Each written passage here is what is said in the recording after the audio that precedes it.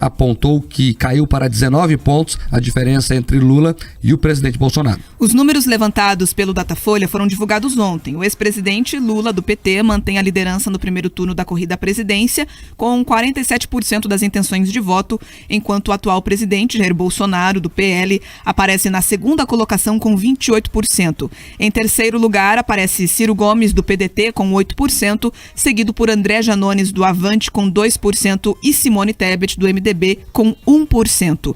Felipe Dávila, Sofia Manzano, Leonardo Péricles, Luciano Bivar, Emael e General Santos Cruz não chegaram a 1%. Na pesquisa anterior, que foi divulgada em maio, Lula aparecia com 48% e Bolsonaro com 27%. Ciro Gomes tinha 7%, André Janones 2% e Simone Tebet 2% também. O Datafolha entrevistou nesta quarta e quinta 2.556 eleitores em 181 municípios de todas as regiões do país.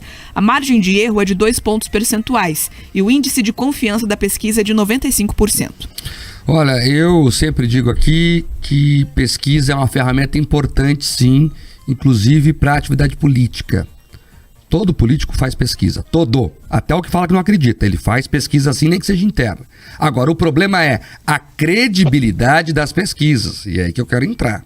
O Datafolha pertence à Folha de São Paulo, que é um jornal que tem linha editorial clara anti-governo. Se eu abrir a Folha de São Paulo agora, eu vou ver uma manchete lá bem carregada contra o governo. E é um problema do jornal. Ele optou por esse caminho, ele tem liberdade para fazer isso. Mas isso também tem que ser levado em consideração para todos os produtos que ele produz. Simples assim, ponto. Agora, esses números aí, Paulo, me chamaram a atenção porque, primeiro, que são bem diferentes de outras pesquisas.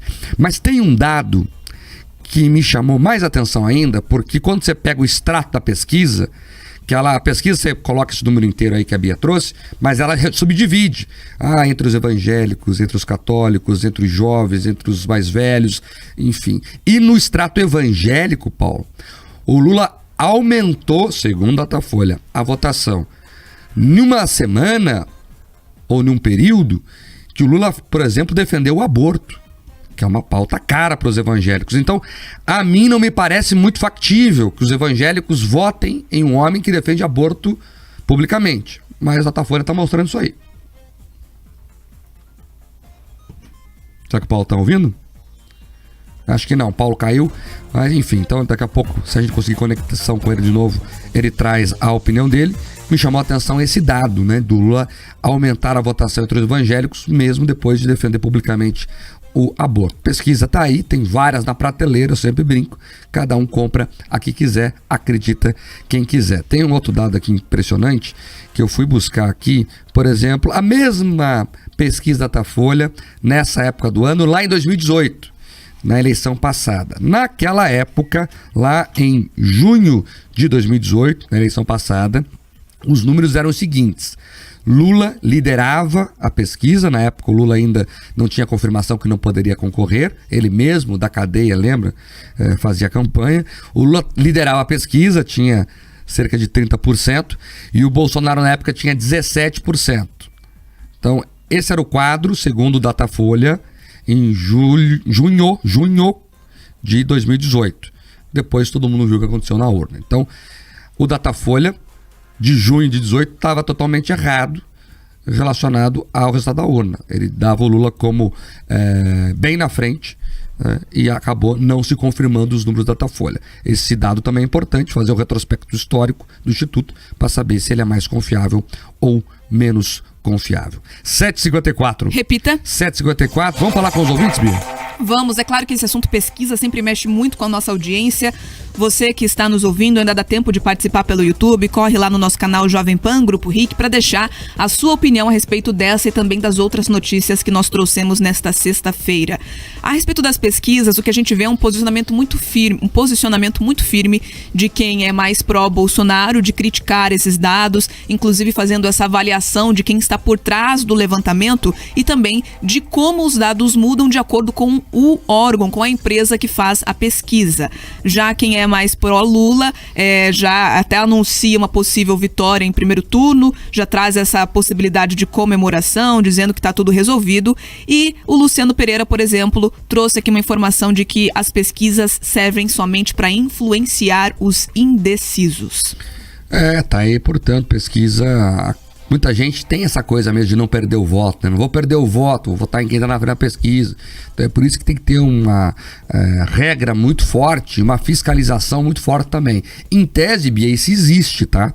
Toda pesquisa ela tem que ser registrada no TSE, há uma série de regras a serem cumpridas, inclusive se ficar comprovado que o Instituto não seguiu essas regras, ele pode ser enquadrado por crime eleitoral. Você sabe que o Zé Maria, aqui da Jovem Pan, fala uma coisa que eu concordo muito com ele. Eu não gosto de chamar de institutos, Bia. São empresas. Institutos são pessoas que se reúnem em torno de uma causa em comum, enfim, nesse sentido. Agora, isso são empresas que pagam conta, que têm contratantes, né, que cobram preços, enfim. Então são empresas. É importante ter isso na cabeça também, porque as empresas elas têm metodologias diferentes para trabalhar. Mas em tese, a legislação as obriga a seguir um rito. E quem não seguir o rito pode ser enquadrado, inclusive, por crime eleitoral. Vou acompanhar para ver o que vai acontecer na prática. Esse fenômeno, só para terminar esse assunto de pesquisas erradas, não é do Brasil, tá?